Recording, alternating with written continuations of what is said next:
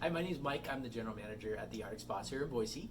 We're putting out some videos about hot tub construction while everybody's at home.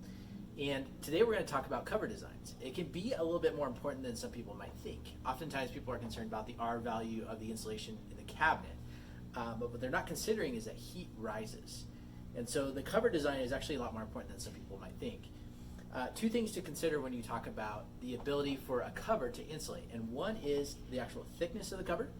And the other thing to consider is the cover's ability to repel water or to be waterproof. We'll talk about that a little bit more later. If a cover does soak up water, that insulation has no value then. It's not going to insulate the tub at all. You see, most of the insulation in your house is in the attic because heat rises. So you want to consider what type of cover is going on your spa. Now there are different tapers. Generally a spa is going to be a 4-to-2 taper. That means it's going to be a 4-inch taper to 2-inch. Now you can upgrade that. Oftentimes it'll go a little bit higher. These here will go all the way up to 5 inches down to 4 inches. So consider how thick the cover is. That's one thing you want to look at when you're purchasing a spa. So we talked about the thickness of the cover. We talked about how a cover in general is going to be a 4-to-2 inch taper. It's going to be 4 inches in the center, 2 inches on the edges. We talked about how some covers are actually a little bit bigger than that. We can go all the way up to this one, like here.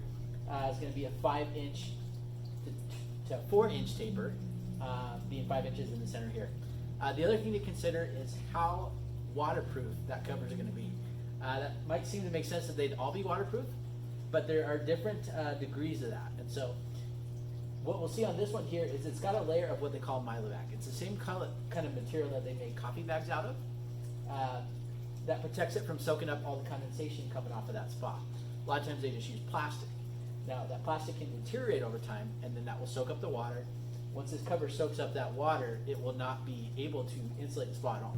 So you're going to have steam coming up off of that spot, and it can potentially soak into that cover. And what's the R value of water? It's 0.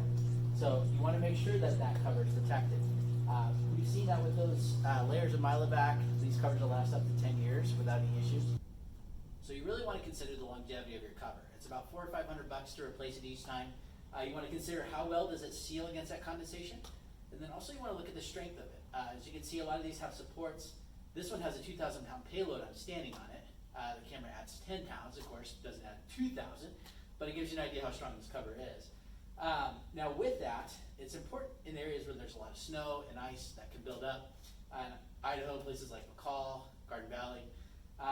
You want to consider how strong is that cover. It also can be a good protection if there's ever a kid or a dog that walks across it.